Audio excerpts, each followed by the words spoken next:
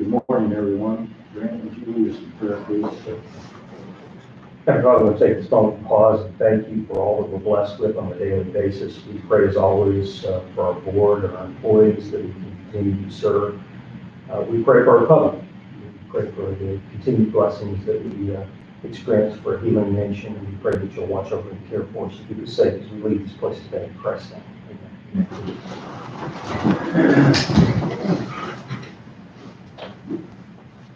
Pledge allegiance to the flag of the United States of America and to the republic for which it stands, one nation, under God, indivisible, with liberty and justice for all.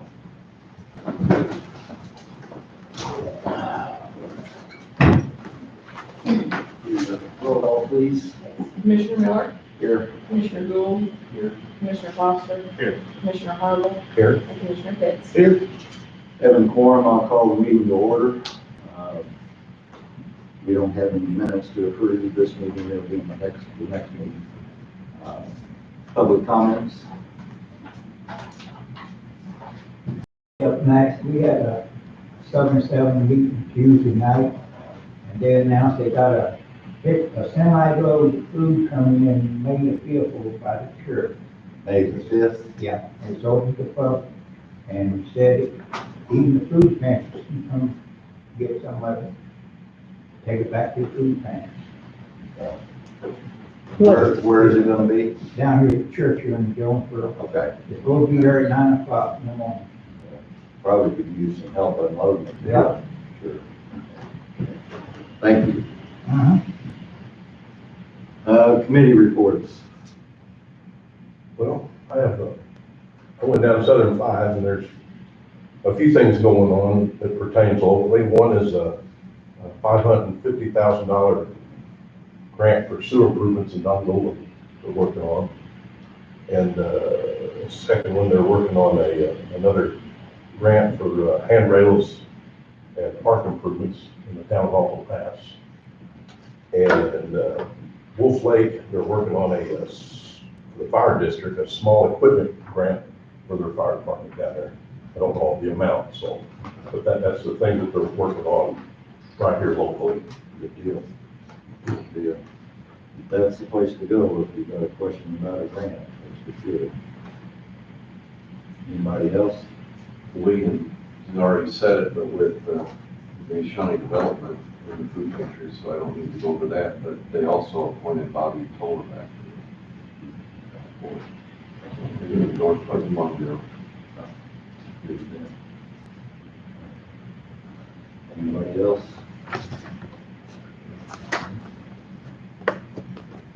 Building permits. We have one. It is parcel number 0405020068B on 10615 Old Highway 51 North in Cobden. It's for Justin and Esmery Boyles, a shop, no subdivision, no floodplain, recommended for approval.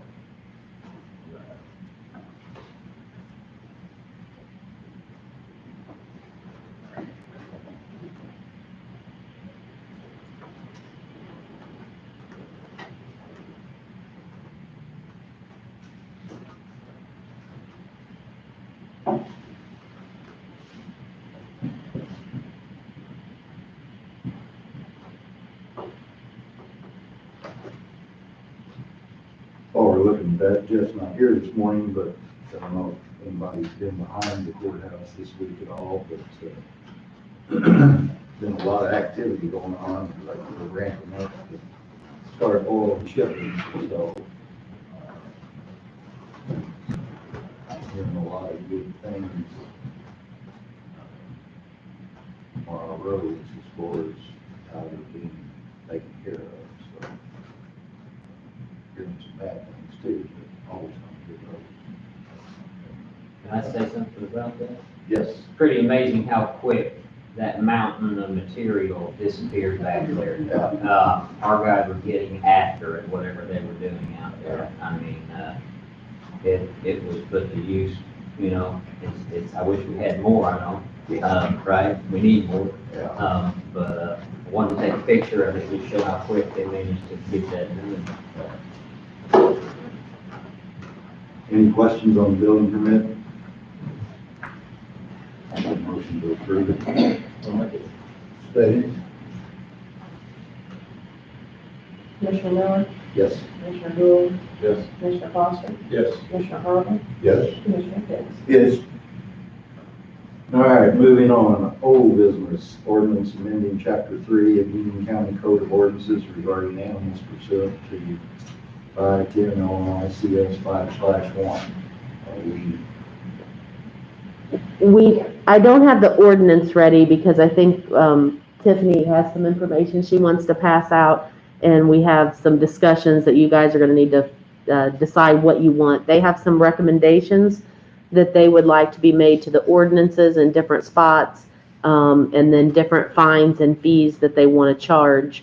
And a couple questions that I have for Tyler Tripp with regards to this too. So do you want to pass out what you have for this?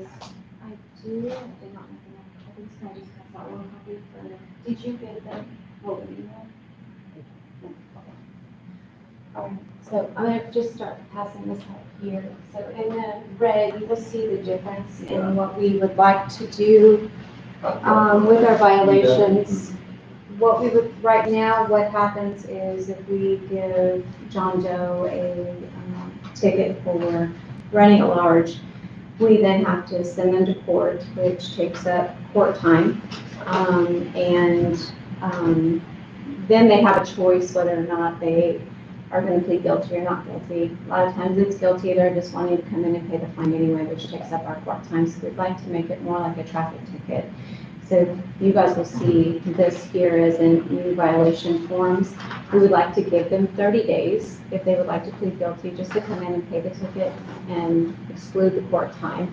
If they decide they want to argue or they can also come in and say it's a rabies type violation, then they can come in, show they've got their rabies, show they've got their tag, and pay and possibly have the citation dropped like we would do or fix a ticket for no insurance. You know, if they show that they've had it, they just didn't have it on them at the time, they can come in and do that.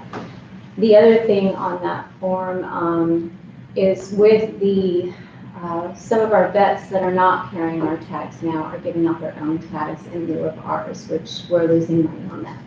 So one of the changes in the ordinance we would like to make that if we find out they do have their rabies tag but have not come to us, and we're going to try to set it up where we can sell them here at the courthouse too, but if they've not come to us, it's even a stiffer fine, you know, maybe a $50 fine versus just, hey, why don't you have our tag? Because some of the vets are not doing what they should be doing for our state and county ordinance. So you'll see that in there also. But we would like our citations to be a little bit more directive. The citations we have now, we don't even have what they sign, you know, so there's a lot of fixing that needs to be done. So if you guys will look that over for us. Adoption costs, I have also I guess, maybe this here, I'm gonna pass this around. Right now, our adoption costs for dogs are $50, our cats are $30. And if you look on that, our goal is to do $6,500 a year in adoption fees. In order to do that, we have to raise over for just adopted dogs, we would have to raise over $18,000 for our vetting fund. Because the state of Illinois back in January 2019 passed a law that every dog and cat that leaves our facility has to be spayed or neutered with vaccines. On average, that runs anywhere from $127 to $147 for a dog, $127 for a cat. So talking females on the high end. So in order to do, say, cats, we would have over 300 we'd have to adopt out. So we would like to cover those costs a little bit better. So if you see, there's a variety of different adoption rates. That was on the other form too that we had. So that's why we would like to increase our adoption fees. Cost of vetting is more expensive. Cats, not so much because anybody can get a cat. We've got cat season. We're getting calls for kittens all the time. So we would like to give them a cat that's spayed and neutered, but we also know they can just get one off the street. So we didn't increase that as much, but with our dogs, you know, I think it'll balance out between the two if we raise those fees. I'm not sure, I could not find where those fees were in any of our ordinance or anything, but we just wanted to show you what we would like to do. So if you guys have any questions, I can come back into and, once you guys read it over and stuff, if you have any questions for us. So here's, I'm gonna back up to where she's talking about the tickets. Is that something we can do? That's what I don't know. Can we have them pay it? And then if they don't pay, then it goes to court? So essentially, we can just incorporate animal control citation process into our already established process for paid traffic in such cases, okay? And we, because of the adjustments we've had to make in handling business with the court, do a lot of that electronically. Literally, we only have to have people come through, touch the door in the building sometimes to get their cases, sorted out for them, get their fines paid and processed with the court. It should expedite turnaround on payment. If you're handing them something that's got our website information on it and whatnot, and Judici, where they can log in and pay, it's gonna make it a much, much more efficient process. Just let us know what we would need to add to that before we have them printed. So what we have on here is the citation fee must be paid within 30 days. Failure to pay would mean they would have to go ahead and come to court, which means they're probably, but we would like to open it up to, like I said, if they would like to come in and show a rabies certificate, we're perfectly fine with that. That's all we want. We want your dogs and cats covered like they're supposed to be. And we don't mind dropping that within the 30 days if our community members would like to do that. If they want to argue the dog running at large or something, then we can go to court. I mean, I just think it's a lot. We have noticed there's a lot of judge time, court fees, court things that but we don't feel that needs to be going on. It's just a lot of work that we're trying to get away from the court system, so, and handle it ourselves if we can. So here's my question. So what we had discussed, Tiffany and I, was that they could write the ticket and then they could come in and pay at the treasurer's office. And then if they don't, then the ticket go to Carrie in the circuit clerk's office to be processed to go to court. So the reason being is because when I spoke to Carrie, if the ticket gets processed through hers, then the first $100 of any fine or fee gets distributed to court automation, document storage, Right. judicial security, according to that list, and none of that money comes to animal control. Procedurally, what other citations, I don't know what other citations are paid that, I mean. Well, you're looking at rabies vaccination tag and certificate means they have none. We have the second rabies tag and tag required, which is what the new one we would like to add on there for people who have gone to the vets that are not handing out As long tags. as that's kosher through the courts, we can do this, I think, okay? Okay, I need to get everything in order with the circuit clerk, make sure that there's no issues there. And I then- think there's more than one way to address that problem, Okay. but if this takes care of it, and it's the best means, then that's the way we'll look at trying to make it work. and we're talking mainly the running at large and rabies tags are the two things that we're mainly talking about. If Okay. it's inhumane care, they need to go to court. I mean, that is something, dangerous animal, that's a different, but, some of these will not, rabies confinement for observation, that could just be paid through us. That is not something that has to go through you guys too. We do that all the time, but that is part of our description of violations that we would be running, and they could just pay us. And it's something we could hold, they can come bring it into us and we can submit it after the fact too. I mean, they can just come in and, or we can go ahead and do it through the treasurer's office. Because we'd like to do, with the way the rabies, tags are now, we would like to go ahead and have them available here for them to come in because your hours are better than ours. So, since ours varies so much. My other question along that same lines is, Tiffany and Megan put together a list of those violations and then what they think the charge should be. So I don't have it. The fine. The fine Yes, should be. we have to find a fee, Okay. so that was something else. And that's That in the way, we ordinance. don't have to go, well, that judge goes, well, But we would also like the opportunity, knowing if it's their third offense, that we can charge, and that's gonna be a stipulation on here, that we know, we have the documentation, hey, this is the third time you've starved a dog. We would like to be able to, find the maximum amount, Well, so, any kind of consistency is going to help everyone there. So, absolutely. So if they know a dog running at large or a rabies tag violation is $50, then it's just, and that's where they know they can come in and pay the $50. Now, if they go in front of the judge, they'll be going from 0 to 1,000. So they won't know what they're looking at. That's how it's set right now. We would like to make it more defined, and that's what's in the paperwork that we submitted. I think what I will do, at least look at doing, is taking a look at this and then incorporating certain pieces of what you're discussing here into our standard paperwork for the court. Okay, It's a checkbox type thing, because we will send that to our, people that are coming in, and there's oftentimes your offenses will overlap with other things that we have, right? right. So we can incorporate that in as well, and that would make it even smoother on our end too. Awesome. That way we do have that overlap. I think So- it's not the possibility, if we have to go through the court system with some of these, and the first $100 is going into that can be a heftier fine, so we get something out of it. And we did do that too in some of those cases, The so. fine, and then it's a fine plus court costs. Yeah. Why can't you write it that way? Well, I can't recall, what's the range on those? What we've seen in the past, and it wasn't ones we have done. We've been here for all the ones we've done. So the past, what has happened is they've gone in front of the judge, nobody else showed up from animal control. It was dropped. So the person still ended up paying a $100 fine, but it was the court fees that they paid. Ours was dropped, we didn't get anything for it. So what, this is gonna help in that case, and that was a dog running at large, the ones I had looked back, both of those were.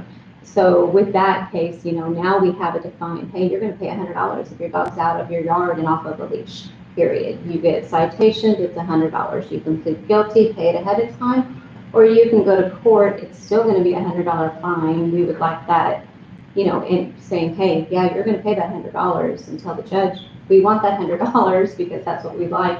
And then they can pay the $200 and pay the court fine too. So, I may be talking out of context, but why don't you guys all work it up and bring a recommendation back? That was what I thought we were doing anyway. that's what yeah, this was just our first to let you guys know this is what we're There's too many working of us on. to try to figure out how we want to structure this. Absolutely. I think it will work just fine, actually. Yeah. It'll take less off the court and, put a little bit, it'll just make it easier all the way around. One So other question. we just need the change, and in order to do this, we would need the change in the ordinance. And So that's where I want to say, I can't change the ordinance until I know, because they want the ordinance to say, let's say a running at large dog is $100. If you change it to $100, does it need to say $200? Right. Because I don't think the $100 is a court Where I'm fee. going to need to look into those things, what our discretion is there to put what those terms can be, how flexible those terms can be. I don't know how think, How do you guys do it for a traffic ticket for someone coming in and Well, not guilty? They still have court fines on top of Right, the ticket that they right. write, and that's how we would like to have it done. depending on the offense, you've got a range though of discretion on how much fine you want to apply. Correct. In certain offenses, so, we'll talk more about it. I mean, Okay. I've got some different ideas to bounce off you, but I think we could go for a while on it, so, Okay. we'll look One at it. other quick question. The vets that are selling their own rabies tags, Mhm. is that illegal? No, It is not illegal, but I will say that the statute for the state of Illinois says that if you are a vet in our county, you must have our rabies tags and you must sell our rabies tags. So they can sell their own if they want. I don't know why anyone would buy one from the vet on their own, but they are required per statute in the state of Illinois to carry our tags, and they are refusing to. Well, I think. and they're needs doing to that be- for a lot of counties, not just our county, To for carry all them? counties. Or to use, that's my fault. They're required to sell them for us. I don't, Okay, they're required to have them available, Yes. okay. They're required to, when they give a rabies shot, give a Union County rabies tag, collect the fee. What it says on their certificates now is a little square that says you must go to your local county animal control office and purchase your tag. Since January, we've had 3 people come in, 3. So, and we know with the 2 vet offices, one's out of county, one's in county, we know there's many more than that. But we've also been told personally that they were saying, hey, you could buy our tag for $5, or you can go get their tag for $7. Ours is 7, and that's what, you know. So anytime, and that's why we added that to the ordinance. If we come up and they've got a different tag than ours, then that's a violation of the county. And we would like to put that on our, we would like to put some of this on our main website too. When people go to our animal control, we're going to change that. We're going to put some more legality words on that main page, just to let people know. And we're also trying to open it up where they could pay for their tags. They can send us an email, give us a copy of their certificate, we can validate it, and we can mail them back the tags. With COVID, this is, you know, perfect. It'll cost us a little bit more postage-wise, but for the public, it'll be worth it that way. The other thing that was in the ordinance that we would like you guys to look at is the change in boarding fees. Right now, our ordinance states $8 a day per animal, and honestly, with the cost of everything, it costs a lot more, not only for our employees to take care of the animal, but to feed them, water them, give them toys, treats, you know, everything that goes along, medications. So we would like to increase that to $15, and any farm or livestock animals to $30. Just so you guys. I don't know when that $8 was put in, but you cannot board an animal anywhere else for $8. So that is something else that we would like to be changed in there. All right. I have one quick question about the redemption of impounded animals. Mm-hmm, You have in here companion animals. mm-hmm. Those would be the pets or sometimes for the disabled, that would be A a dog companion, for a disabled person. correct. So if we find out that their tag's expired, or if they bit somebody coming into the home, we're gonna go in and impound somebody that's legally blind, we're gonna impound their dog, their animal to get without. No, but we can give them a citation. You know what I'm saying? Yeah, no, Because that is the way if it's written, they're, is there an exception that's gonna be written into the ordinance itself? We need that written in there. Tyler? What now? how exactly is it worded? Because I don't think that was that our change I don't have or, a copy of the ordinance. yeah. Yeah, I'm concerned about the county going in and taking somebody's animal who they rely on, maybe they're legally blind. Okay. And if I they're- would hope you guys would know we would not do Yeah, I that. think You know what I'm saying, Will? Yes, no, I don't wanna we give would not anybody- do that. I don't want to give anybody a blank check. Yeah, but I think the I wouldn't companion advise animal, you to do that. and that isn't stated just as that kind of companion animal. I know one of the ordinances that is changed in there, and this would be a question for Megan on this one, was the microchipping, I think, for the hunting dogs. Companion animal, as far as I'm concerned, my 7 are companion animals. What we're talking about is not livestock animals on that, but Right. we would not go in and take what you're talking about is a service animal. So, So there's a difference between a service animal and a companion animal? absolutely, absolutely. A companion is any of our pets at home. Okay. A service animal is what, you know, and basically if it's a service animal and they are licensed through where they're supposed to be, they will have their shots anyway, because they have to, because they're out in the public. So in order to have that certification as a service animal, they should already have their inoculations Right. and It should be, vaccines. but I don't know how things fall through the loopholes. Yes. And my next question would be, if we did go in and seize this particular service animal, would we be liable for replacement of one until that mess is fixed up? That wouldn't be our responsibility. They didn't do their job. We did. You know what I'm saying?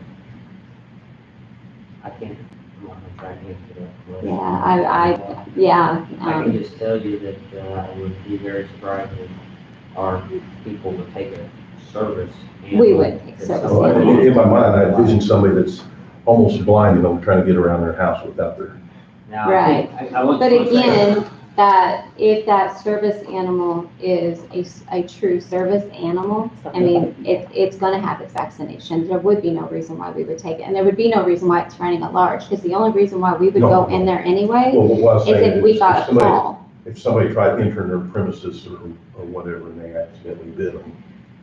And if they have their rabies, then they stay there for 10 days anyway. They just have to be seen by a vet. We don't take them. Okay, 'cause I don't want to leave anybody without. Yeah, they still have to do the 10-day hold, but they can do it at home as long as they have their rabies. The only way, and legally, and that's state law, if that dog does not have its rabies tag, it goes to a vet or us for 10 days. So that, there's no way around that. That is state law. It has to be put in quarantine for 10 days. So, and that's without the rabies tag, or without the rabies inoculation. So, and there's no, that's just state law there. I suppose I agree with the basic context of this, but I do have one other question for you pertaining to your department. Does animal control have a bad weather policy for movement when the weather's adverse outside? Meaning, When the schools are out because the buses can't run, is there a policy in place where, you know, I don't believe there's any animal that's really important. for us Pulls to rank. have another accident, Yeah, I don't want a repeat of this. No, Because I I do would know not this either. last winter was horrible for my business. You know, we were grounded. But We was either- not moving. either way, we have to make it to the shelter. So we had called the county and asked them to clean our road because we have to feed the animals. So no, we don't necessarily have to go out on calls and, and weather like that. That incident should have been handled a little bit differently, and had we known, again, it's training on our ACO's part. The one that went out that night did not know that dog had already been put in a safe, secure location. We could have done that the next morning, but it was a bite call with no rabies. So the bite was severe enough, that's why they called us out that night. Again, it was one of those that was really iffy, bad timing all the way around. But when it comes to bad weather, we're open 365. We have animals to feed and take care of. We have to make it out to our facility no matter what.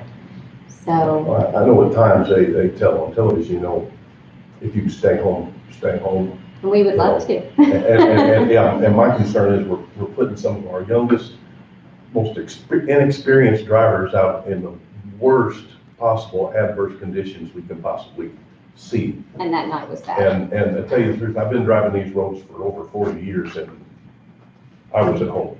Yeah. I think there's plenty of things here that will be looked at and discussed and read during this ordinance, so we'll just leave item A under old business tabled, and we'll continue to look at everything and come up with conclusions, working with the state's attorney. We'll set a meeting with Tyler and go Right. over some stuff. Okay. So if you would look over, because we can't change things on our end Right. unless the ordinance is changed first, so. Okay, Okay, thank you. perfect, thank you. Moving on to new business, approved payment of bills. Everybody had a chance to look at the bill list. So I I move to pay our bills. Commissioner Miller, Yes. Commissioner Gould, Yes. Commissioner Foster, Commissioner Harville, Yes? and Commissioner Fix. Yes. Okay, next item, Union County IT service contract. Andy, do you want to speak to this? Yeah, so, last meeting, we read the bids out loud for the IT service. Like I said, we had several bids that came in, but basically 2 bids that were competitive. One from, our current IT company, Mayor Networks, and the second from, CDS.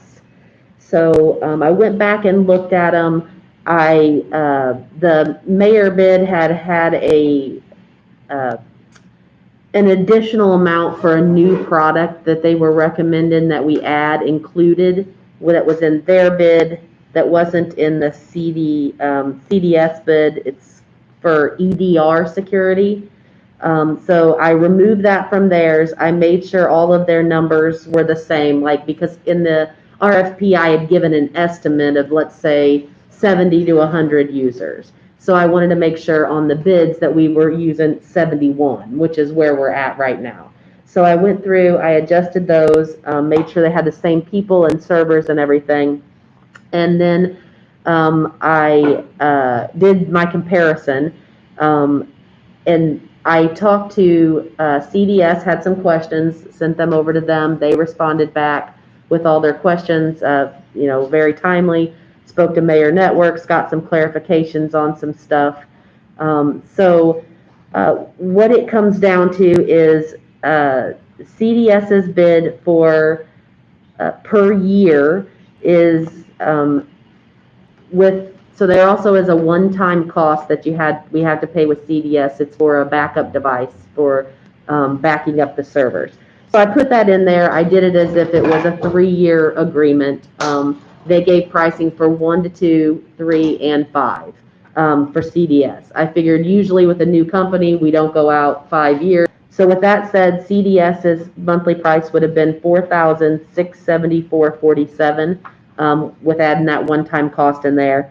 And then Mayor Networks has agreed that if you will sign a 5-year agreement to reduce their price increase from the 10% to 2%. So if you take that into account, their amount is $4,996.98 a month. So the difference of that is $322 that CDS is lower.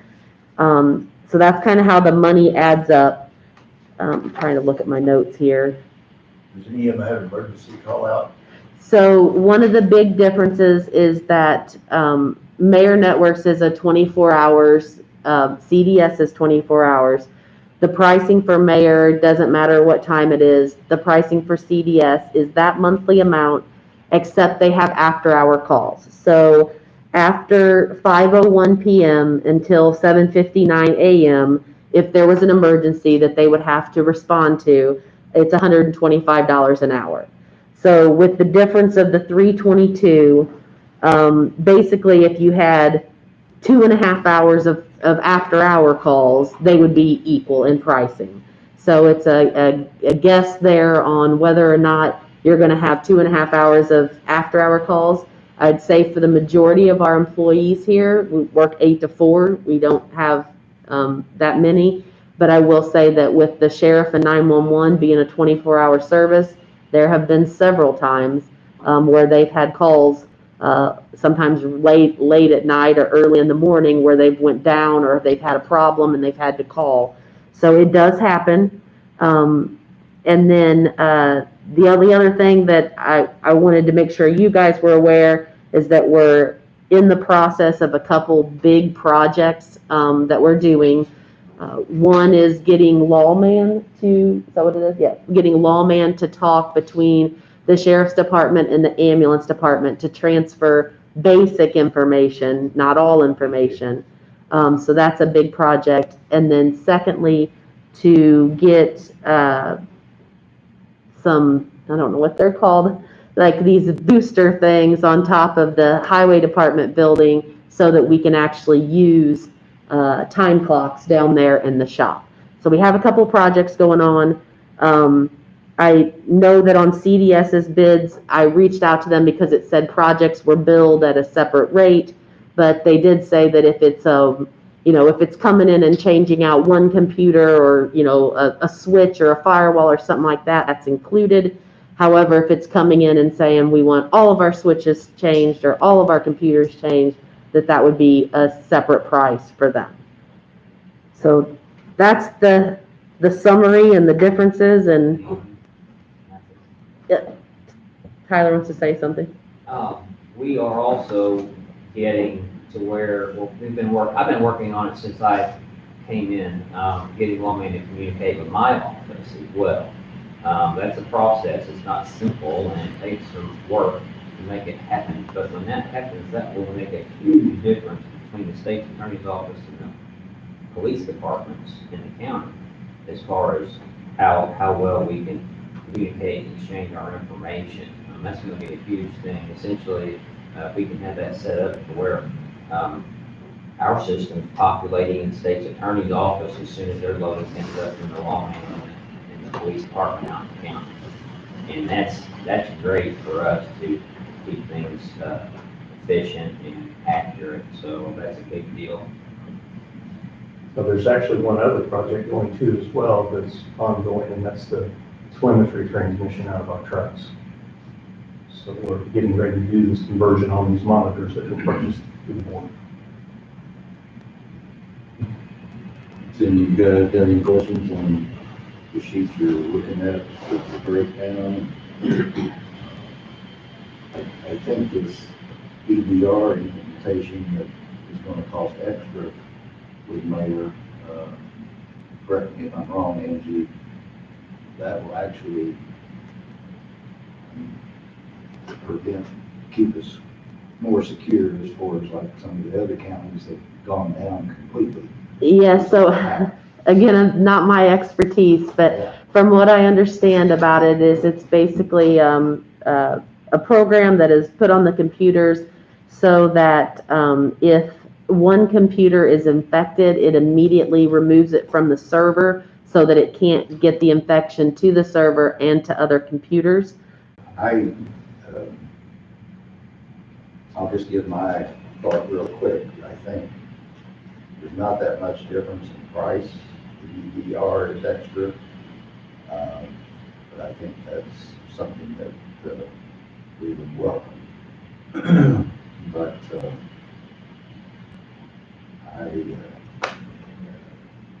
I personally am satisfied with Mayor and with the cost being about the same. I know you put in a lot of time going through all of this, You're welcome. as it's Greek to most of us, so I appreciate that. Next item on the agenda is a resolution proclaiming Apraxia Awareness Day. A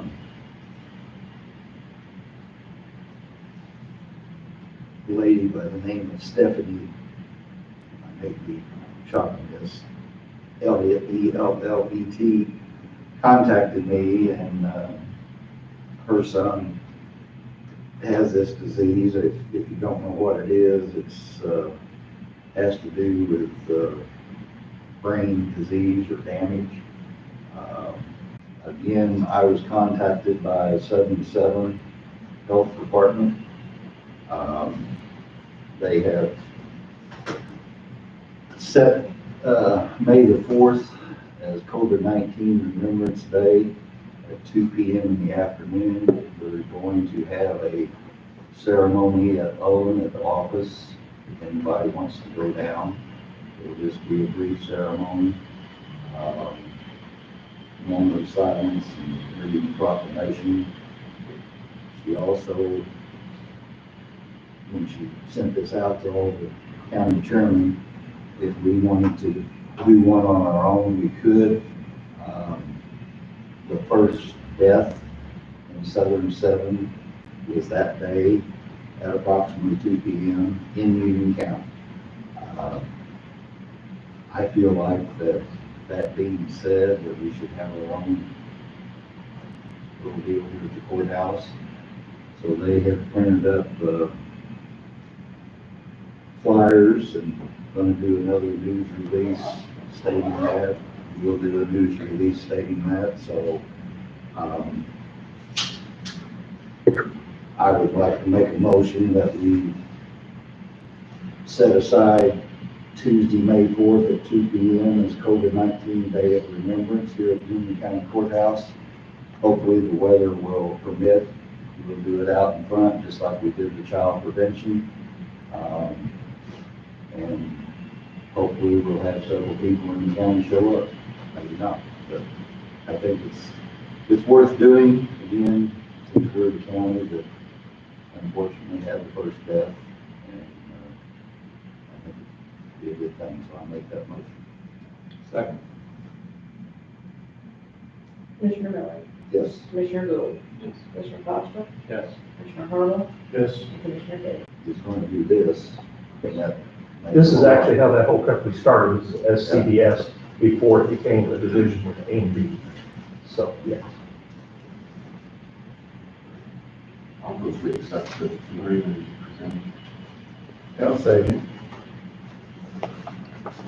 Commissioner Miller, Yes. Commissioner Gould, Yes. Commissioner Foster, Yes. Commissioner Harville, Yes. and Commissioner Pitts. Yes. Last item on the agenda, approval of Redeploy Illinois lease. Yeah, so basically, I had sent an email out and let you guys all know that our lease is up at the current facility that the redeploy program is in. It is up on July 15th. Their grant year goes July 1st to June 30th. We appreciate where we've been, and that landlord has been great. He did come to us a few months ago and was originally wanting to rent out both levels, so he was going to need us to move. Then that deal fell through, and he agreed to keep us in there, but said, you know, when the lease is up, he's going to need to have more money because it's just not bringing in what he needs it to. Back when we thought we were going to have to move, Becky, the director that runs Redeploy, had went out and started looking for a place. She found a location. It is in the shopping center that, just so everyone knows, it's the one that has 618 vape in it. I think that business isn't there anymore, but it says that on the front of it. So if you're looking at the building, it will be around the left side of it. They have agreed to go in. They are putting all new, it's 2 units, and they're going to connect them with an indoor door. So what we need is room for office space for the 2 redeploy program employees, but also the program would like us to have space where people can come do psych evaluations on the kids or counseling on the kids. So we'll have rooms there where they can come in so that there's a place. The program pays for transportation for the kids to get there. It pays for the counselor. This grant is 100% funded, so it's no cost to the county for any of that, but they just ask us to find the space. That new place that you have the lease in front of you is, they are painting it all. They are putting all new floors down. They are putting that door between the 2. They are fixing anything that's broken or broken windows. They are actually, right now, it is not ADA compliant because it has stairs and not a ramp. So they are taking the whole back stairs and making it ADA compliant and turning it into a ramp for us. They're willing to put in a lot of work. However, in return, they're asking us to sign a 3-year lease agreement. So we explained to them that the program is only guaranteed for 1 year at a time. That's how the state grant works. And so we put in language in this lease agreement that basically says it's for 3 years, but if at any time the grant is not funded anymore, we lose the grant, or if the grant makes paying rent ineligible, like says we can't have a separate building anymore, that we get out of the lease. They've agreed to that. They're fine with that. It's the same amount of rent that we're currently paying now, which is $700 a month. That includes the utilities. We don't pay extra for those. And then everything else in the lease is pretty much the same as what we have right now. There's really nothing that's changed, besides for that language that says we can get out of it if we would lose the grant for some reason. So it's set up, it's here. They want to go ahead and move because the location is better and there's more room for them there. So I'll make a motion. Second. Commissioner Miller, Yes. Commissioner Gould, Yes. Commissioner Foster, Yes. Commissioner Harville, Yes. Commissioner Pitts. Yes. I don't think we have anything for executive session. I don't know what else. Other business. Anybody have anything? I will make a comment about the highway department. The weather's breaking and they are working their tails off out there. Absolutely. I see it every day. They're doing a good job. But there's still a lot of work to be done, but they're headed the right direction. I will add too, since Lance isn't here today,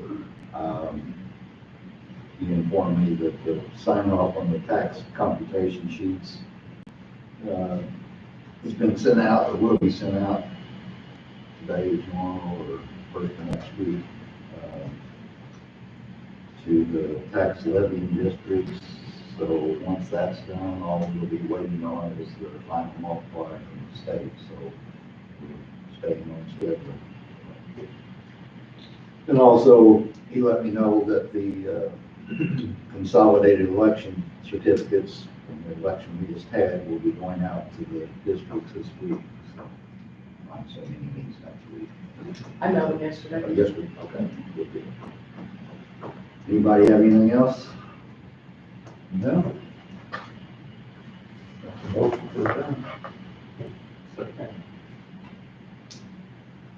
Commissioner Miller, Yes. Commissioner Gould, Yes. Commissioner Foster, Yes. Commissioner Harville, Yes. Commissioner Fix. Yes.